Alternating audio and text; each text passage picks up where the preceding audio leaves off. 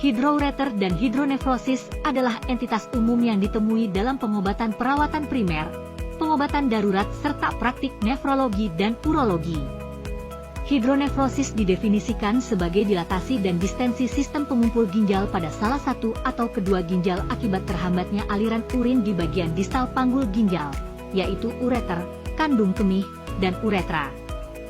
Pelebaran ureter akibat terhambatnya aliran urin disebut hidroureter. Sistem saluran kemih merupakan sistem organ multikomponen yang kompleks yang mempunyai fungsi utama menjaga homeostatis tubuh dengan mengatur volume cairan tubuh, keseimbangan elektrolit, dan ekskresi produk akhir metabolisme melalui produk akhir yang disebut urin.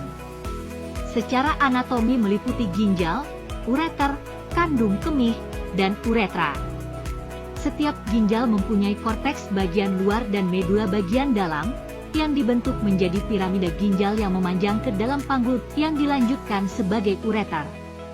Hidronefrosis dan hidroureter dapat muncul secara mandiri atau bersamaan. Gejalanya bisa akut atau kronis, fisiologis, sangat umum terjadi pada wanita hamil, hidronefrosis yang patologis, unilateral, atau bilateral. Penyebab obstruksi saluran kemih secara garis besar dapat diklasifikasikan menjadi kompresi intrinsik dan ekstrinsik.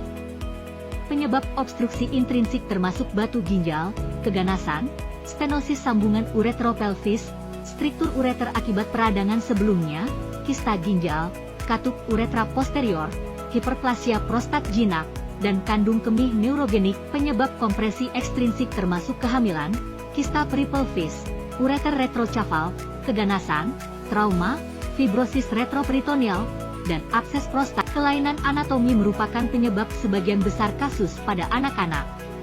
Ini termasuk katup atau struktur uretra, dan stenosis pada persimpangan uretrovesical atau uretropelvik.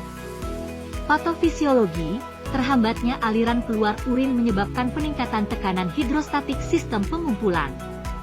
Hal ini menyebabkan peningkatan tekanan intraglomerulus, yang pada akhirnya akan mempengaruhi laju filtrasi glomerulus. Durasi dan tingkat keparahan obstruksi menentukan tingkat hilangnya fungsi ginjal. Jika obstruksi tidak diatasi, hal ini dapat menyebabkan jaringan parut pada ginjal dan kerusakan ginjal permanen yang mengganggu fungsi glomerulus dan tubulus. Oleh karena itu hidronefrosis dapat dianggap akut jika fungsi ginjal pulih sepenuhnya dan sumbatan telah teratasi. Sebaliknya, fungsi ginjal tidak pulih pada hidronefrosis kronis bahkan setelah obstruksinya hilang. Obstruksi yang berkepanjangan menyebabkan perluasan sistem pengumpulan, kompresi papila, dan penipisan parenkim yang akhirnya menyebabkan atrofi kortikal dan fibrosis tubulointerstial. Gangguan reabsorpsi natrium, gangguan pengasaman urin yang menyebabkan asidosis metabolik, dan kemampuan pemekatan urin merupakan beberapa efek fisiologisnya.